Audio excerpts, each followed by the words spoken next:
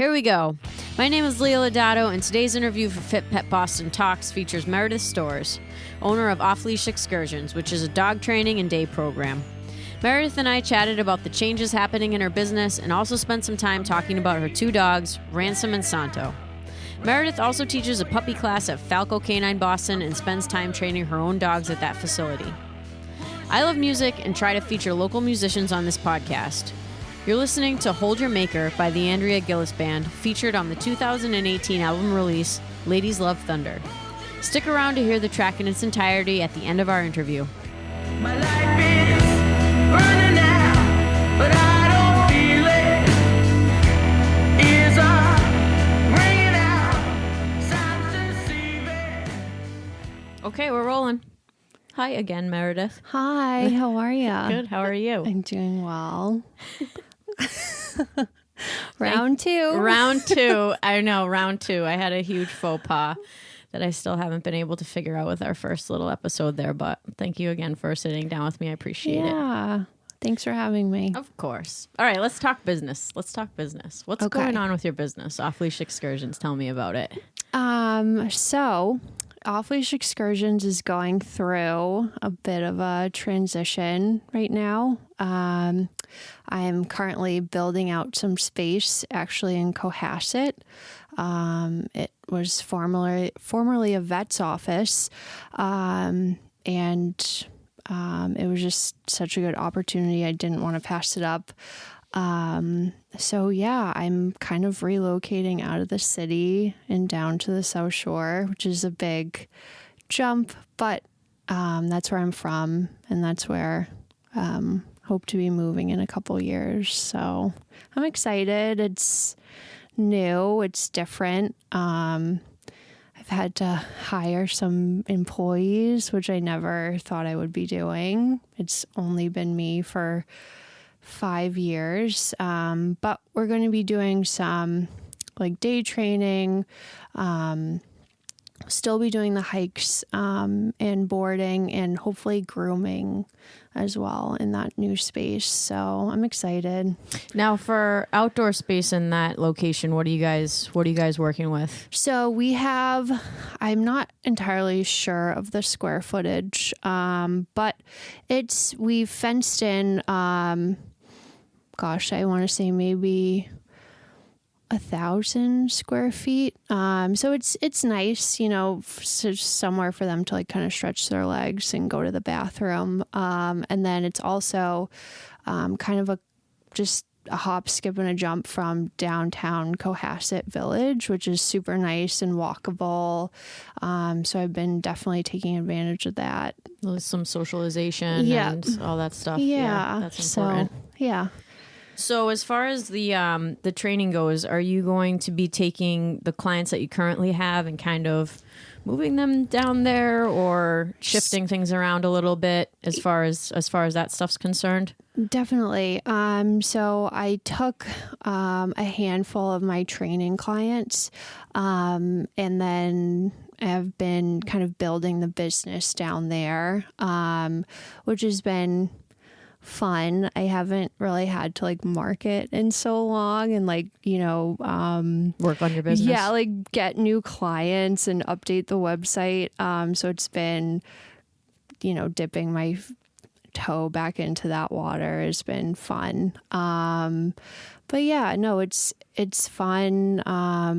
It's definitely a little bit of a different town, a little bit of a different market. There's been a lot of interest in like boarding and board and trains, which is very different, I feel like, than the city, because I felt like in the city people were very much more interested in like just getting the dog out during the day. Right. Exercise. So we're just kind of taking it day by day. All right, we're rolling again. Hello. Okay. All right, so first starting out Off Leash Excursions, what was it like? What was your journey from kind of like, take us through the first couple of years there that you were working for yourself? So I started the business actually when I was living in the North End in Boston. It's a really tight-knit group of dog owners who live there. So it was really kind of like once I got my first client, I had, 10, because this was, 5 years ago. Not a lot of people were doing hikes. At least no one that really like advertised. Right. So it was really exciting and it was very fun. And full disclosure, I mean, I had absolutely no idea what I was doing. I look back now and I'm like, oh my God, so many things could have gone wrong. My dogs as a pack were not the best behaved either. I mean, they jumped on people and charged other dogs. And, but that I think was kind of why I wanted to get more into training, because I realized, you want to be respectful of kind of the other people in the woods. And I was tired of having the confrontations that we've all had. Bad conversations with people and having to apologize and everything else. Screaming at you. Now, where would you hike in the beginning?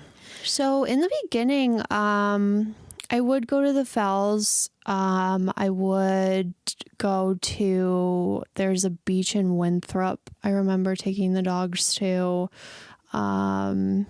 I would go to Squantum Point Park a lot. That's where you see like my pictures with the gas tank in the back. Yep. I feel like that's your signature. Yeah, no, I love that spot. It's a very nice spot. So yeah, we kind of went all over.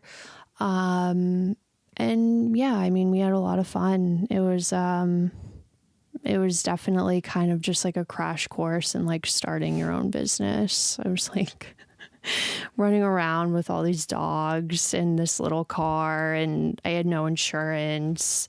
Half the time I didn't even bring leashes or poop bags or anything like that. And, Trial now, by fire. yeah. And now, you just learn and you run a little bit more of a tighter ship. That's for sure. So yeah. And then let's see, Can I ask you a question about, I know I've had my own journey as far as, having like dogs and not knowing. I was in the same situation when I started. I was like working at a restaurant at the time, and I was like, I love dogs and I'm going to show up for these people. And that's what I had, and, my business grew very slowly because I kind of made it that way. I think I didn't advertise. I didn't, I just wanted to kind of see how it went. But as far as, knowledge and knowing what I was doing, it definitely was, and that's how I met Laurie and got involved, because I had like really difficult dogs and I was like, I have to fix this. So how did you transition from, because there are a lot of people that have been doing what we're doing for years and years, and they never kind of cross over into that training kind of mode. Like now, you have 2 really high drive dogs of your own that we're going to talk about. But what was your trip like from kind of being thrown into the fire and then, oh my gosh, I need a little bit more structure here? And who were the people that kind of helped you along the way once it was time for you to integrate a little bit more training and structure into your day? Sure. So I think, but a lot of it in the beginning was just self-taught. Like I really didn't know a whole lot about dog training, but I started just implementing a little bit more structure like onto our walks. And, those dogs on a log picture, those aren't by accident. We do those every single day.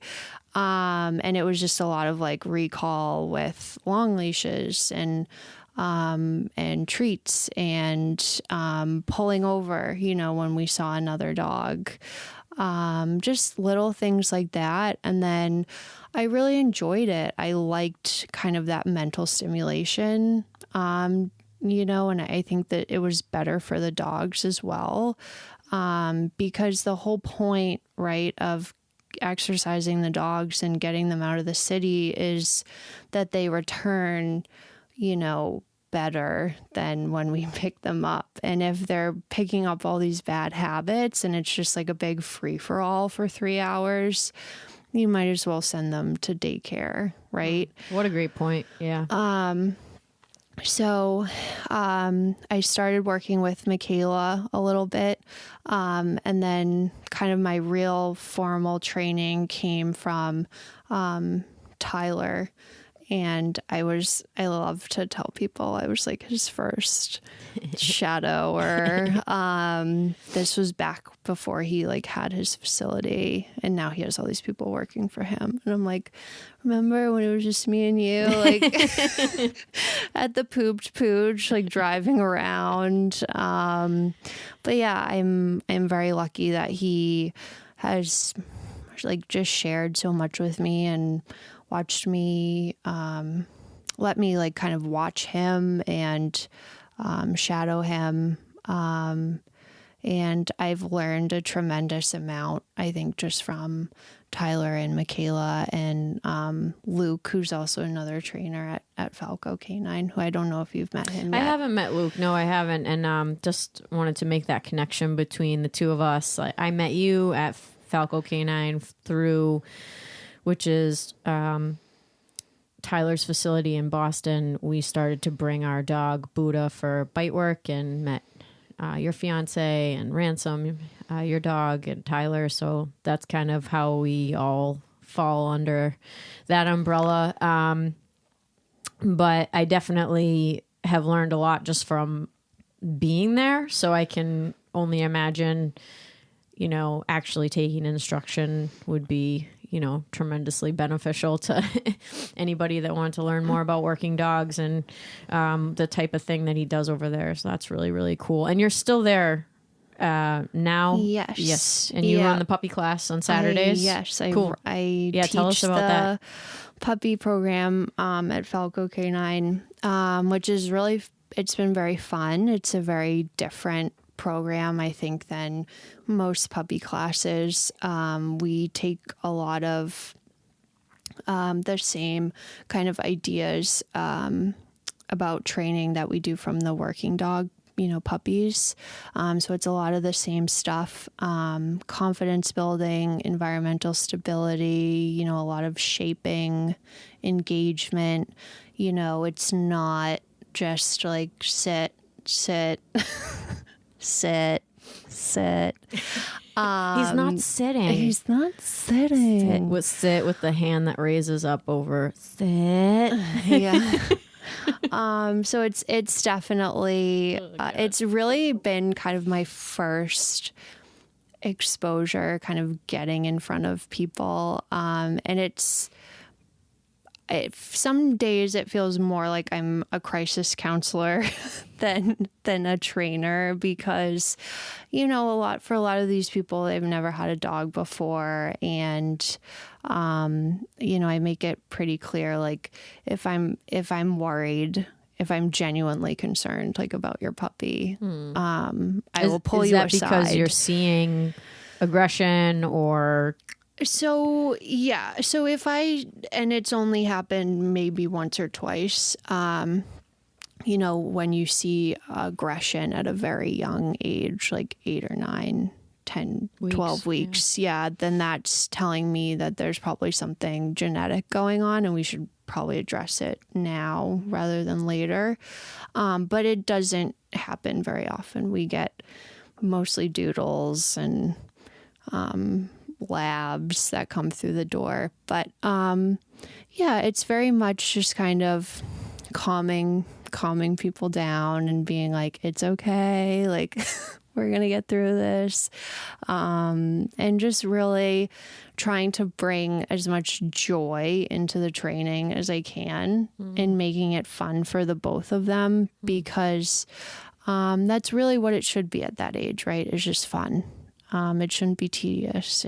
It really should be a game, for everybody. So, yeah, it's definitely a good perspective for puppy stuff. I think for us, we probably do a lot more of the stationary obedience, but for the first class, usually we do engagement and recall for a solid and play. And that's kind of like falling into it almost. We're just kind of like, what is going to be the most beneficial thing if this person never sees me again? And obviously recall is just, in my opinion, paramount. And just knowing how it kind of starts and layers on top of each other, you know, with the engagement, the pay attention, the marking and rewarding, that, I mean, a billion times. Like, that's why my dog isn't a complete psycho, because he listens to me, because he's psychotic.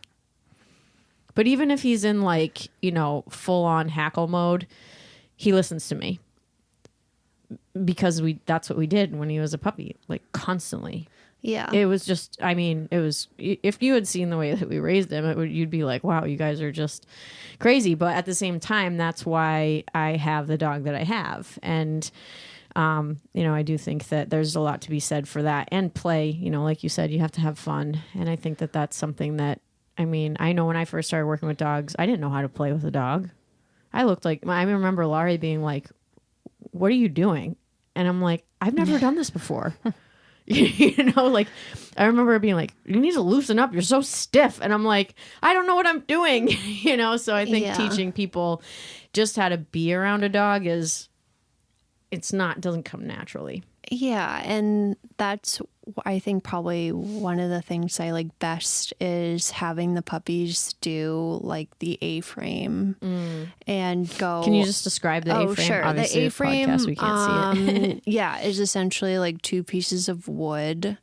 I don't want to say tied together, but connected through a chain, and you can kind of make it more steep or less steep, depending on the dog. But we keep it pretty, not too arduous for the puppies. And so it's really nice to see, you know, like the first time they go up the A-frame, they may be really, really nervous and insecure. And then the second, third time, I mean, like they're really getting it. And the owners are engaged, and like the puppies, you know, doing something that they didn't think that they could do. And, you know, that's what I care about, right? Because a puppy that's, you know, confident is, you know, a puppy that down the line hopefully is not going to have, you know, a lot of the issues that an insecure puppy would. And it's hard to kind of explain that to people, right? Because they're like, well, this is a puppy class and my dog's not sitting. And it's like, well, you know, we can teach your dog how to sit, but here's why that's not really the most important thing right now. You know, and really getting that point across. One thing that we do that people love, is we have our agility tunnel, and we'll fill it with plastic water bottles, which is something that like working dog, you know, puppies do. And we'll send them through the agility tunnel, and people are like, wow, you know, they love that stuff. And it's fun, you know, it's fun for them. And I think people do think it's kind of cool that we incorporate that working dog training into it. Especially the guys.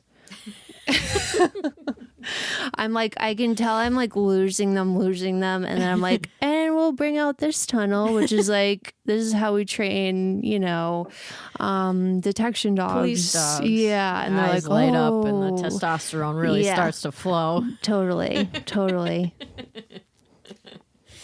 That's awesome. Yeah, I think that's it's really cool, because I think the traditional puppy class, right, is like your Petco puppy class, which is absolutely nothing wrong with it. But I think that there's a emphasis on the stationary obedience, like we said, and there's something to be said for, you know, doing something, like actually doing something. And, you know, it doesn't cure everything.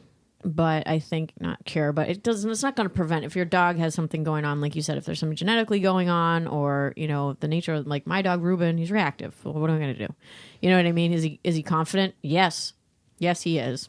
You know, once he gets like revved up, he's good. When he's when he's new to an environment, he's not, but get him in there 2-3 times. He acts like it's old hat. But I think for, you know, and it was funny because we have a video of Ruben when he was a puppy, and Laura used to tell him to hop up to be safe because he was so much smaller than the other dogs. Mm-hmm. So he would like climb up on, on this like little step, and then he'd go on this like little cute bed, and then he got big, and she was like, oh, I was hoping for a little dog, and he's just kind of in between the little and the big dog size. So, really, really cool. So as far as enrollment for this puppy class, what's the deal if somebody wants to join? What are the ages? Is it full? Do you run sessions? How does it work? So we have it twice a week, Thursday evenings at 7 p.m. and then Saturdays at 1 p.m. And I believe the dogs are good to go after 10 or 12 weeks, and then the cutoff is like 4 or 5 months. Yeah. But again, it just kind of depends on the dog too. Yeah. That's awesome. Now, do you let the dogs interact? Yes. In the class, like, do you have built-in time for like? Yeah, we do try to get their socialization. The first like 10 minutes, I'm like, all right, get your zoomies out, guys. Get your yayas out. And I joke that the owners are kind of like, listen, lady, like we came here to tire out the dogs, so so let them run around. We just want to socialize for 50 minutes or an hour.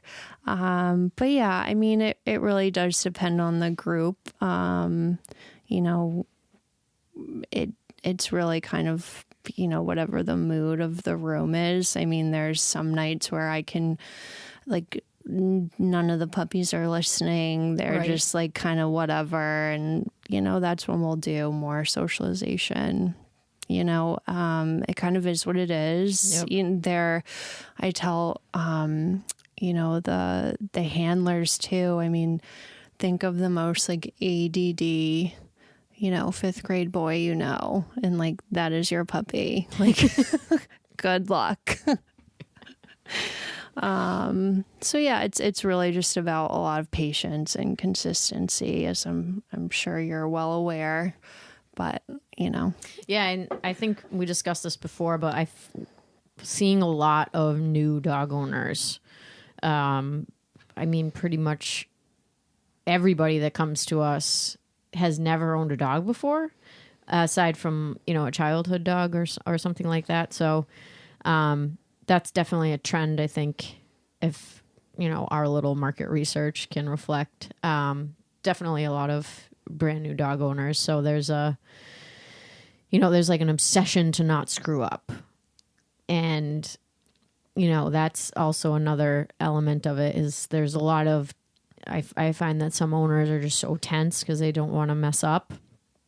So, like you said at the beginning of this part of the conversation was really funny because when I was signing the paperwork for the CPDT, which is like the dog trainer's certificate that I have, one of the items was, I'm going to butcher it royally, but basically you are not to give counseling advice to families. And I read it and I was like, this is really weird. I was like, what is going on? Why would they even include this as part of, the 10 most important things you can do as a dog trainer is A, negative, and B, doesn't have anything to do with dog training. And then I started interacting with people and I'm like, oh, this could very quickly turn into, a counseling session. I've had people break down on me. Oh, yeah. So it's like you have to realize that you're stepping into a situation that's like highly personal and try to make it as useful for them and professional as possible. And that was an element that I wasn't anticipating, I guess you could say. Yeah. I mean, I think people take it very personally, especially if they don't necessarily understand dogs. They take it very personally, when a dog doesn't do what they want. But the truth is like dogs are living beings with personalities and quirks, just like we have. So really just kind of working with the dog in front of you and managing expectations, super important, and managing kind of the owner's expectations as well. I know we were talking last time, like, I cannot make your German Shepherd into a Golden Retriever. Like, you know, we can, you know, pull out the hair dye, but yeah, we can meet every day, but it's not going to happen. So, how can we kind of work with what this dog has and make it work for everyone? I think there's a really big misconception about people that work in the dog industry, which is that we never have to deal with people and we just get to kind of hang out with dogs all day. You know, I feel like people will say, oh my gosh, I wish I could do what you do. I hate people. I just love dogs. And it's like, if you hate people, you're going to be a terrible, you know, dog trainer, right? Because that's really most of the job is communicating with the owner. And, you know, you have to have empathy, I think, and a lot of compassion, you know, for all of these owners. Yeah, totally. I think that brings up a extremely good point. I think that, you know, for the very small amount of time that we spend with the dogs, you know, if you're an owner, you have to think about that very small amount of time we're spending with the dogs relative to this massive amount of time that the owner is spending with the dogs. So, of course I can teach in an hour. But the nuts and bolts and the reinforcement and the, you know, the habits that are going to turn into behaviors, like a very common thing that happens to me in a class is, you know, he's only doing that because you have food. He's only doing that because you have food. And in my mind, I'm like, yes, but do you realize that that's how learning happens, you know, and it's going to happen on your time. And then all of a sudden you can say kennel up and the dog just goes into the kennel. They're not expecting food. It's a behavior now, you know, but in order to get to that point, the owners, you know, their part in that situation is so much greater than my part. My part is like tiny compared to it. So, you know, we've referred clients out simply because we can't communicate with them in a way that is working for them. And then another trainer turns around and tells them the exact same thing and they listen. Yeah. And vice versa. Yeah. You know, we've had people come to us that have gone to other trainers before and they'll tell us like, oh, you're telling us the same thing. And, you know, then our minds start working and I'm like, okay, what did you not listen to? Where's the break? Like you were saying, there's a breakdown in communication. And that's where, you know, the meat and potatoes of the dog training is like, am I able to speak to somebody in a way that they can understand and then they can apply that information? And I wasn't anticipating that being such a huge part of this either. You know, when I got into it, and I love people, obviously I like do podcasts because I like talking to people and it does put me in touch and I just freaking love it. But, yeah, what an amazing point. Do you feel like there is kind of a type for dog trainers as far as the way that you communicate? Like, where's your mind at when you're approaching a class? Do you kind of like lose yourself in that flow and you're just like, you know, you're all in and it's just easy for you? Do you struggle? Are there certain personality types that you can't break into? Like, I know for me, like dudes are really hard for me. Mm-hmm. Especially if there's like if it's a constant, like, oh, he's only doing that for food. Or if I'm trying to teach a guy how to play with a dog and like trying to teach them that the dog needs to win, sometimes that's challenging. There's like a breakdown, you know, like if a guy's playing tug with a dog and they're just like, and it's like, no, you need to be like soft, like let the dog win. I know that's been a tough one for me, is like, and I don't know if it's if I just need to be more, straightforward, or if I'm too soft. I don't know what it is, but I know, like, in my mind, that's, where I definitely could, use improvement as far as my communication goes. But I don't know if you had any maybe tips or thoughts about that. I know it's kind of a disjointed question / statement. I think puppies, like, in particular, are kind of tough, especially like in a group setting, because everyone's just like too busy like fussing with their puppy to like pay attention. So I've sometimes found it difficult to just like even like kind of reach the room, to put it one way. You know what I mean? Like, speak to the people, Yeah. and like what you're saying is going to everybody, not just Daryl that can't get their puppy to look at him. But my biggest thing is, kind of regardless of what happens like in class, like, I want people to feel comfortable asking me questions, even if it's after class, because I will ask 5 or 6 different times throughout class, does anybody have any questions? Nothing. And You get nobody crickets. has any questions. And then they all come up after. So I feel like as long as people are learning something and they're getting their questions answered, I'm happy with that. I just want people to come in feeling like they had a takeaway, for the evening. And I think too, with puppies, one of the other things that makes it difficult is a lot of times people are looking for kind of a magic answer. And unfortunately, like, I'm not a magician. All of this stuff. Yeah, I tell people in the puppy class, especially, like, everything I ask you to do here, the mechanics of it is simple. Okay. But it's not always easy. And, so they'll come and be like, well, this isn't working. I said, well, did you practice? Well, no.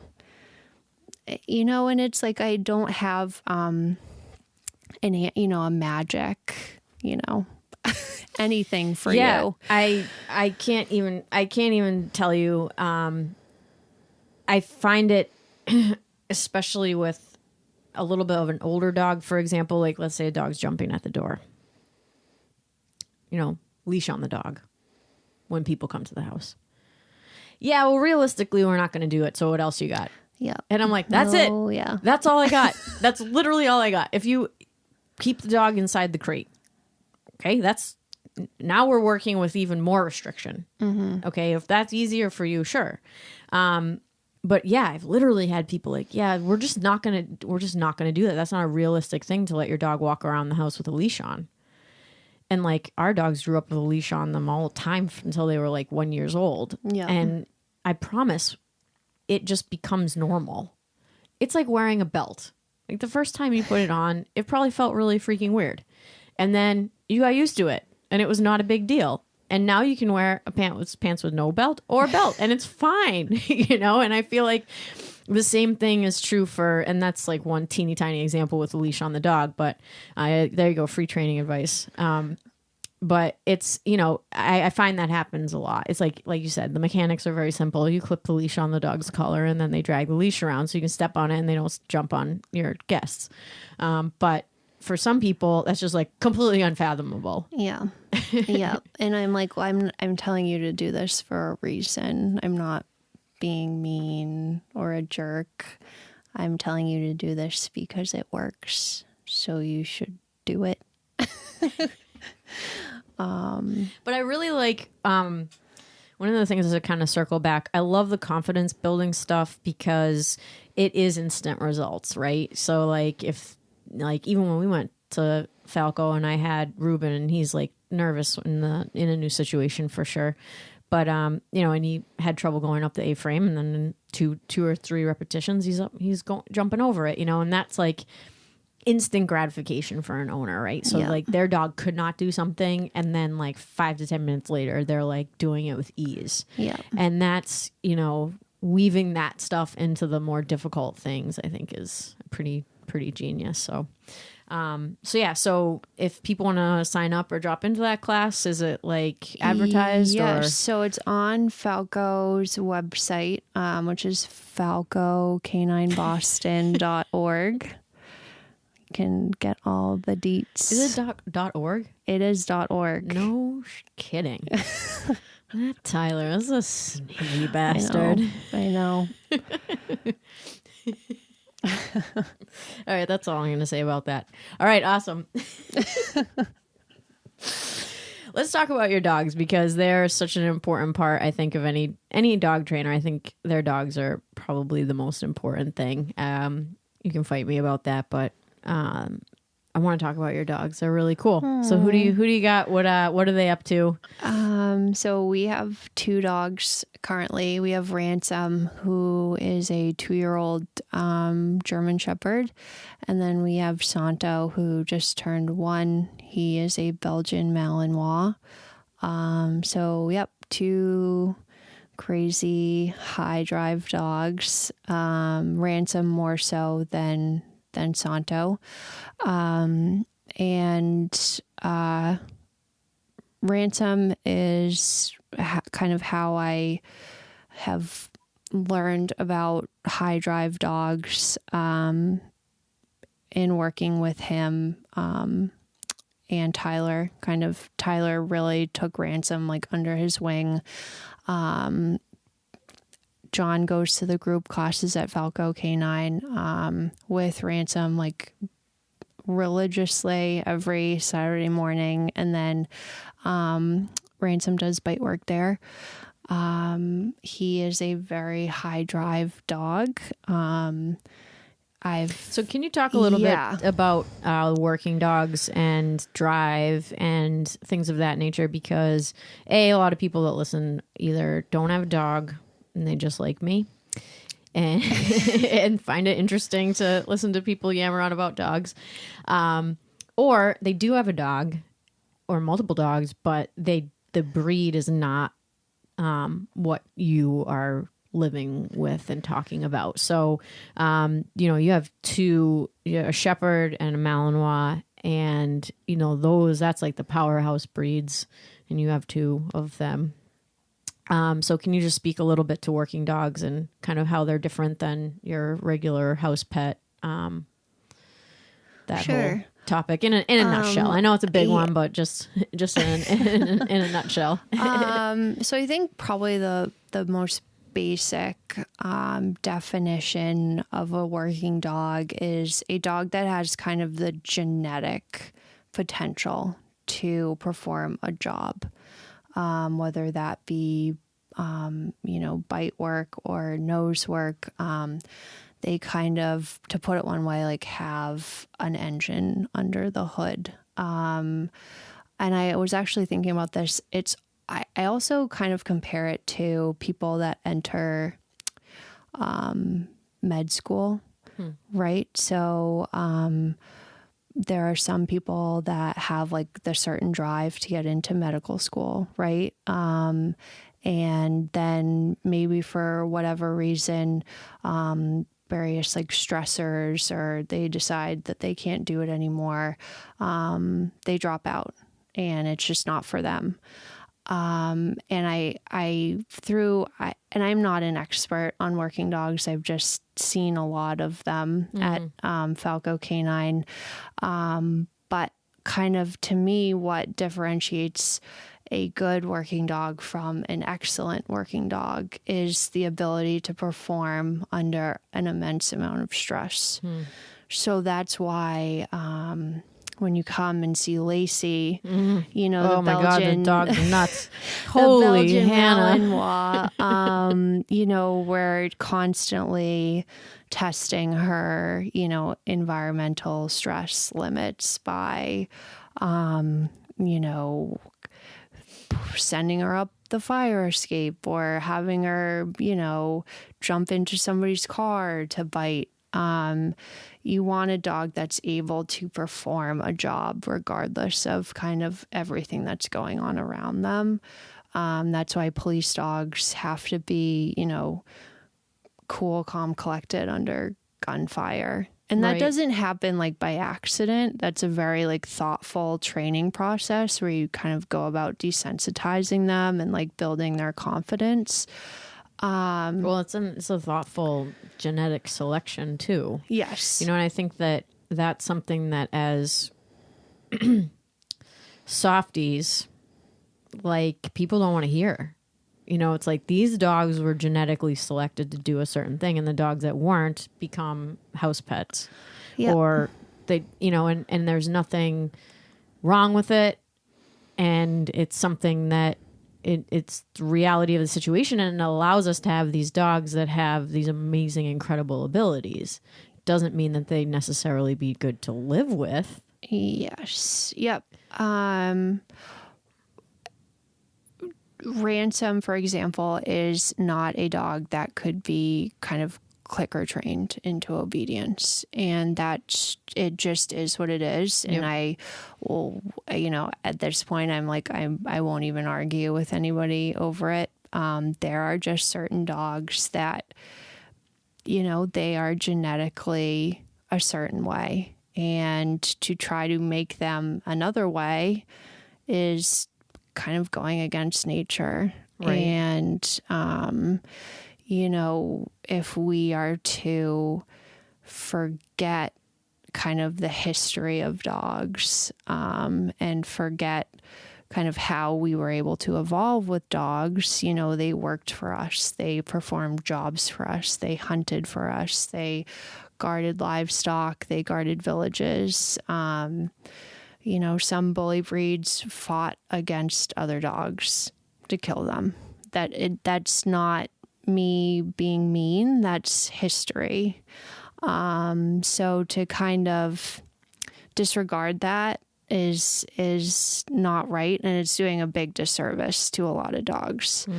So yeah, the working dog world is very interesting. It's certainly not one that I ever thought I would find myself in, but Ransom is kind of You threw it into the fire. yeah, for sure.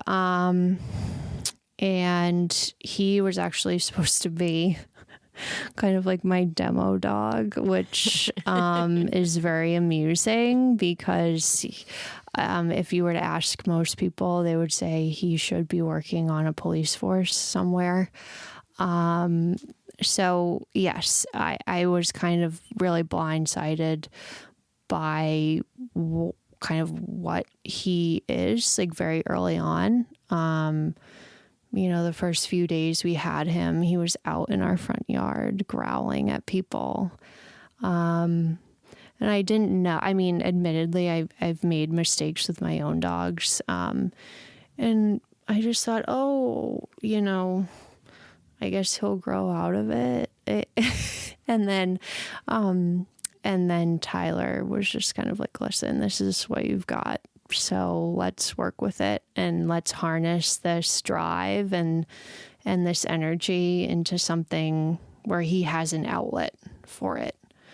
Yeah, and I think that really captures a lot of what's going on in that Saturday afternoon session. I think quite a few people that come to that session are, they have to do that with their dogs, you know, to give them that opportunity to express themselves in an activity that most people would probably be like, what the F is happening in here? You know, Yeah, it's quite something, especially indoors, because it's loud. And as somebody that had no exposure to Malinois before going there, I just, you know, I work with pets.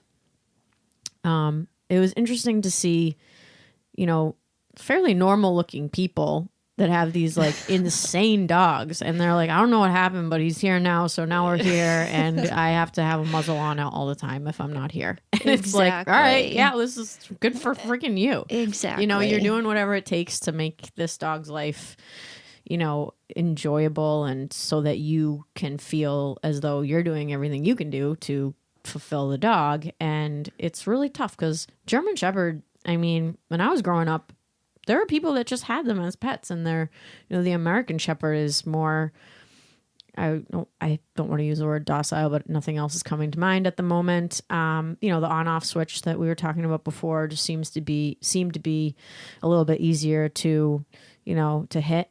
And now I definitely see a lot more shepherds that need the working type of environment just to be happy, and also I think so that the owners know how to live the other 99% of their time as well, to be around other owners that have the same type of thing going on, and just say, oh yeah, when I hike my dog, he's got a muzzle on. Okay, yeah, maybe that's something I should do. All right, and just be able to have the community of people that have these dogs that are high drive, need structure, need to be able to, need to be in a very kennel when they're not in the house. Like all these things that are, that maybe they didn't anticipate when they got the dog. Kind of like you. Yes. And yeah, I mean, I think it goes back to kind of owners. I mean, I felt like I failed, when Ransom, he's still very reactive, towards dogs. He's obedient. He won't react when he's on a leash. He's been trained out of that. But, I just remember being like, oh, if there was only something I could have done, if only this other training had worked. But, they say you get the dog that you need, not the dog that you want. And, training him, I mean, I didn't know what a tug toy was until Tyler, brought one out. And I thought, oh, instead of throwing pieces of cheese at him, here's another option. And it's definitely, it's taught me so much kind of about those types of dogs, and how to handle them and how to spot them too. Because I feel like so many people are, buying these exotic breed dogs and not understanding what a working line is and what it means, and, why these don't make great pets. People will call me all the time and I'll say, well, what about mom and dad? Well, he is this, he's this truffle sniffing dog from Italy. Oh yeah. What is the name of those? Why is he in your apartment?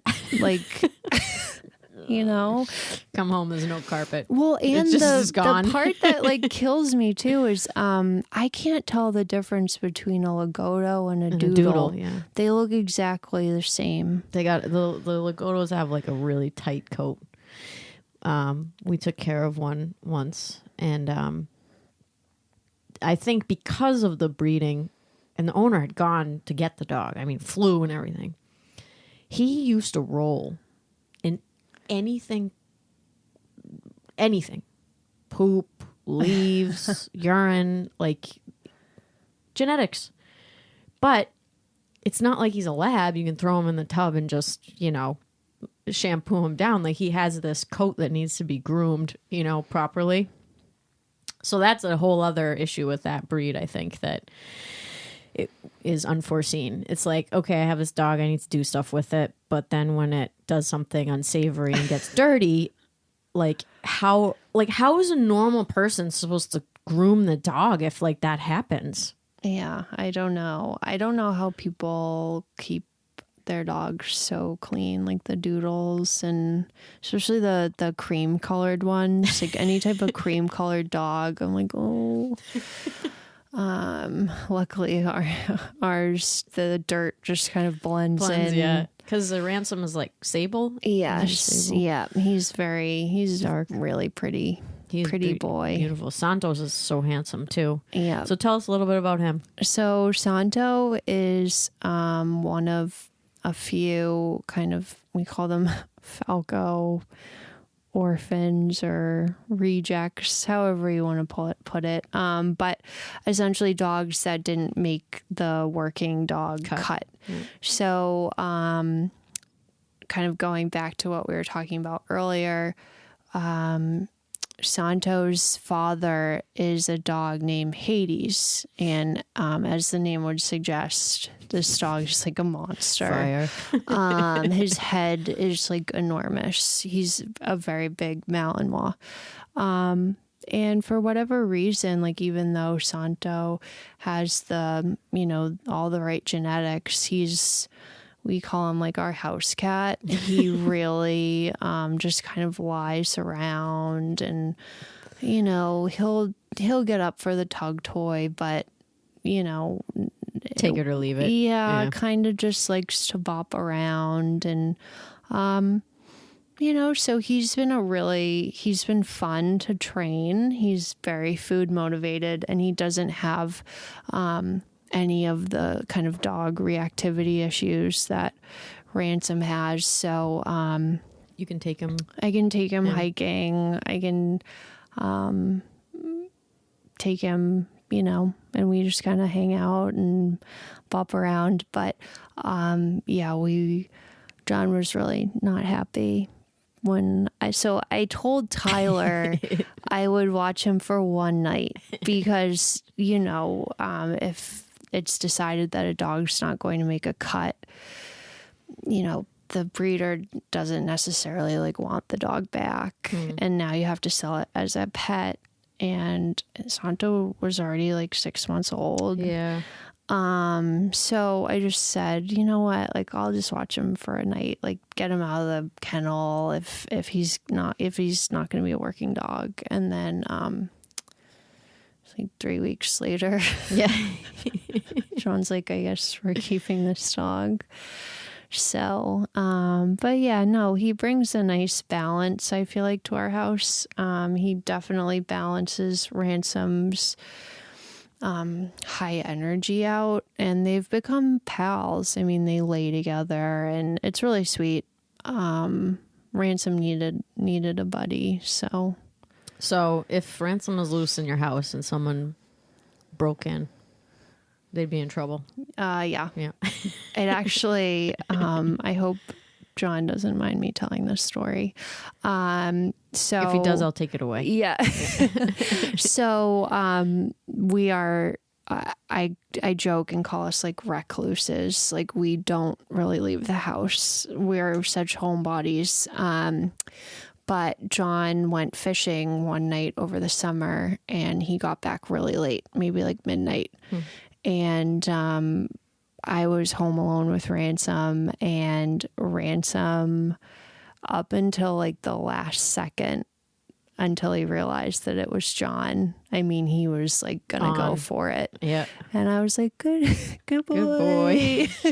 So I definitely feel a lot safer. I mean, do I ever want to like flex Ransom in a real world scenario? Not really. Now, do you guys, when you do the bite work with him, like, do you have him, what's like the most challenging thing he's done as far as, because I know you work, inside, you work on the fire escapes, you work in the vans. What's kind of the most challenging thing that he's done with distractions and been able to perform? So we did a scenario where Nick like pretended to attack me, and then we like set Ransom loose on poor Nick. So we've done just little scenarios like that. But for the most part, John kind of handles him. And it's with Ransom. I'm very kind of glad Tyler has really took his time with Ransom.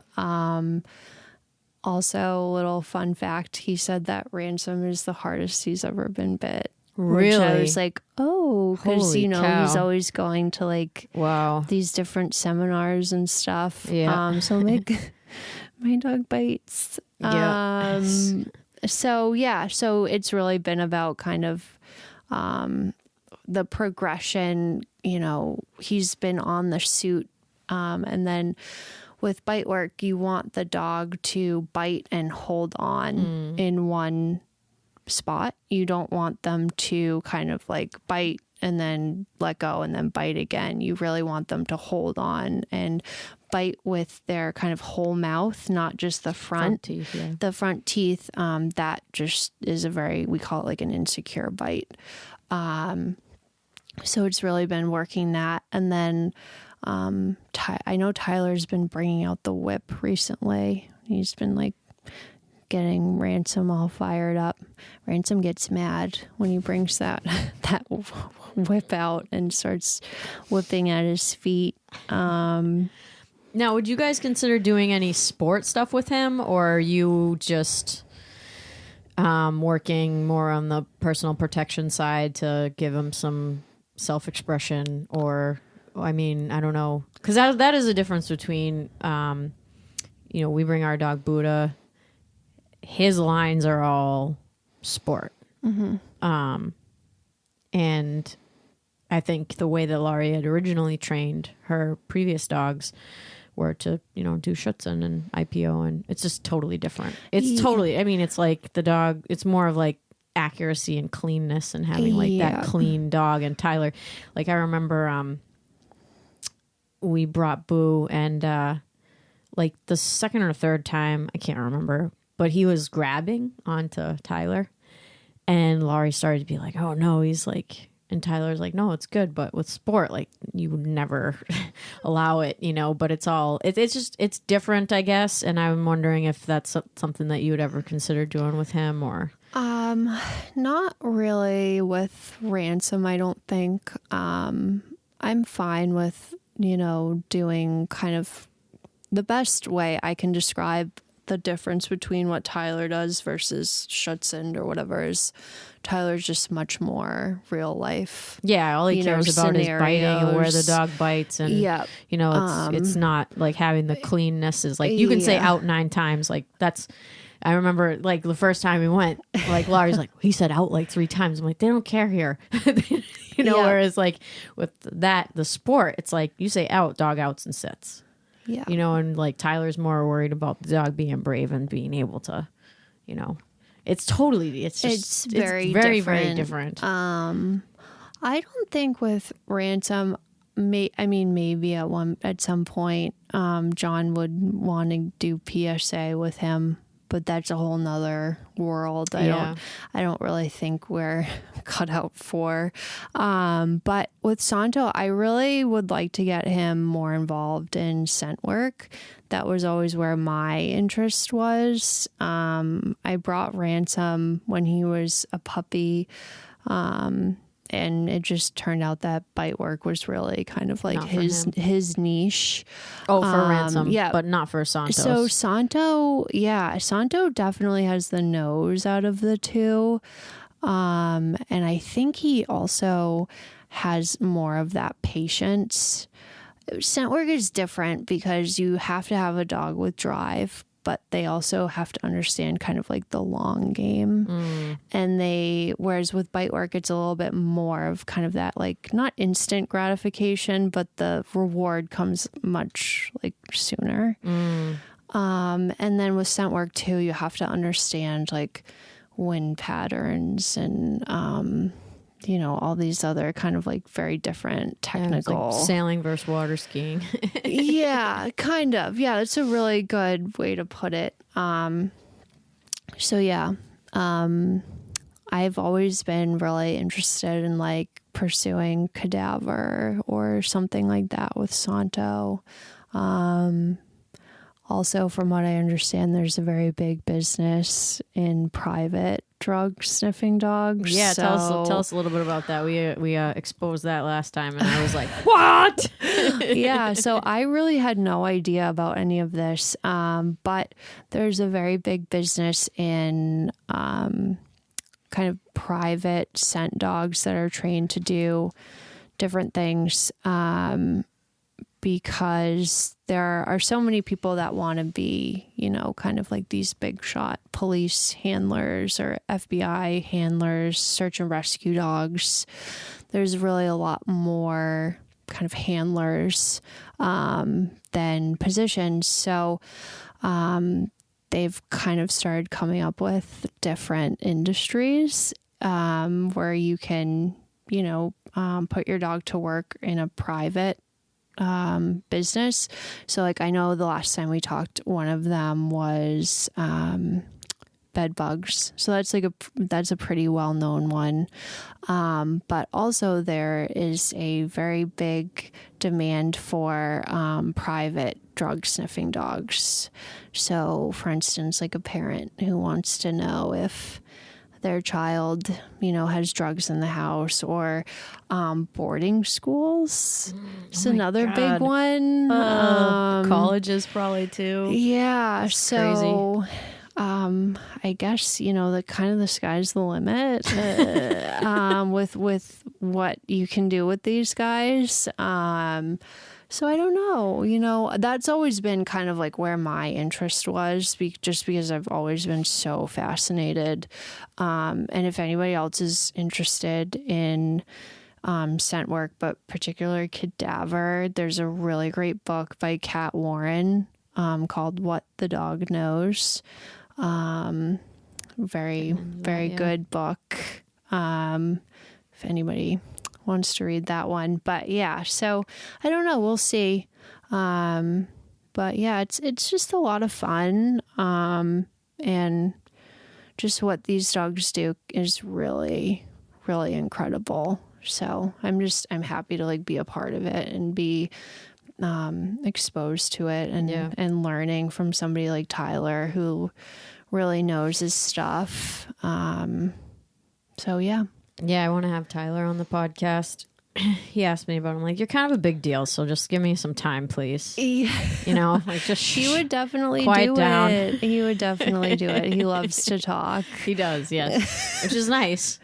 It's good too, because, if you can't talk, you can't teach, right? Like a lot of the things that he's doing with the dogs, you don't understand just by watching him.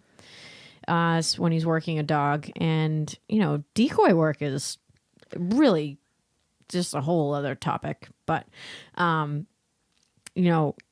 able to work and understand the dog and how to get what the handler wants and how to get what you want and how to encourage the dog without putting out their fire and it's just totally, it's like manipulation, but instead of doing it with a person, you're doing it with an animal. So it's like really interesting to watch, but it's more important to be able to communicate with the owner or the handler, whoever.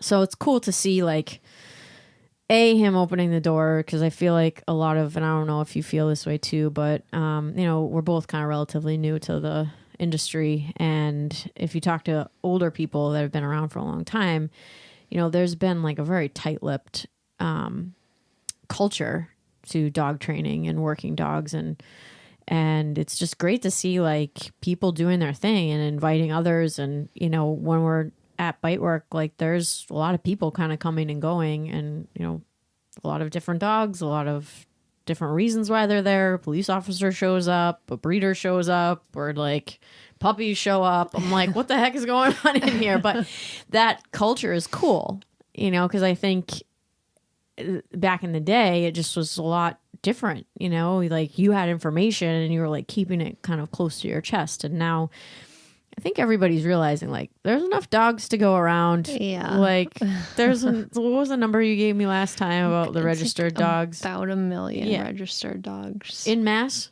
Yes. That's insane. Yep. And that's how I look at it too. Like as a dog walker, it's like I can't walk all the freaking dogs. Yeah. I don't look at it like that at all. Like I don't look at anybody as competition. Like if you're good at walking dogs or training them, if you're good, this is like obviously two sides of the coin. I'm sure there's plenty of people that aren't good, but if you're good at it, like there's going to be work for you. Like don't worry about it. And then in the process, like try to meet other people that are good, because it'll teach you so much about what's going on. And I definitely get that vibe when I go into the city and when I do these little interviews. It's just like, it's awesome. Yeah, I think the nice thing about working for Tyler and just working at that facility is, no one, we all kind of know like what we bring to the table, and no one is really trying to like be a better dog trainer than this person. Like we're all just trying to learn from each other. And, I think Michaela especially is like so smart, and she's a person that wants other dog trainers to be better too. So she's happy to share her knowledge. And yeah, that poor person, I like call her all the time. Like it's like on the text. Yeah, no, and help me. And I think that's really nice because I think you're right. There are a lot of dog trainers that, even if you worked at the same place, they'd say, well, I don't know, you go figure it out. And so it's just nice to be in an environment where no one is really competing with anyone. We're all just there to learn and get in front of as many dogs as we can and do the best that we can. And it's a nice place to be. We have a lot of fun. Yeah, I can tell. And it's been nice to kind of like be introduced. And I also think the really cool thing about good dog trainers is like there's just such an emphasis these days, I feel like, as well on, video proof and posting a bunch of stuff online and being able to prove your work, right? Which has gotten a lot of people into some trouble. But I think the cool thing like about you and Michaela, it's like you have dogs that show that you know what you're doing. You know what I mean? And I feel like Laurie and I have our dogs. We can bring, obviously Ransom, like you said, was supposed to be a demo dog and that didn't work. And now he can do things that like no demo dog few demo dogs probably would be able to do. And I think that that's, the coolest thing, like with Michaela, like learning about Dean and like, the things that she went through with her dog to, save his life and give him a freaking awesome life. And the things that you've done with Ransom and Santos, like that's to me like what shows like this person like is a good dog trainer. They know what they're doing, and that's all the proof like you need. Like, what are their dogs like? Are they perfect? No, they're not. Like my dog is not perfect. Like Buddha's more perfect because he's Laurie's dog, so she's like 10 times more experienced than I. But I think that that's just kind of my PSA, I guess, is like, if you're looking for a dog trainer, you don't have to go on YouTube and like see their videos or like go read their comments. Like just meet their dogs, like if it's possible. Yeah. And that's one of the coolest things about meeting different trainers and is hearing their dog stories. That's why I always like to spend so much time in the podcast talking about them, because A, people have to talk about their dogs. And B, it just gives like this super solid foundation for all the other cool stuff that you're doing, I find. Cool. So if you're cool, we've been rambling for quite some time again. But can you tell everybody where they can find out more about your business and what you're up to, follow you on social media and stuff like that? Yeah. So I'm on Instagram at Off Leash Excursions, and my website is offleashexcursions.com. It's all one word. So yeah. Yeah, Cohasset, South Shore, Cape, Yes. Falco Canine for puppy classes. If anybody has a working dog that needs to be worked, Yeah. hit them up as well. Maybe Saturday nights. Saturday nights when it's happening, it's happening. It's a pretty exciting, ridiculous place to hang out on a Saturday night. But we have Tyler some fun. says no squids, so I'll say that too. No squids. No squids. What does that mean? I'm not sure exactly, but I think it means like nobody like nobody Squeamish? lame, nobody lame. Okay. Just bring your dogs and yeah. Yeah. I'm down with it. I'll ask him about that later. No squids. All right, Tyler. Whatever, man. All right. Thank you for coming again, Meredith. Yeah, Really thanks appreciate for it. having me. This was fun. Awesome.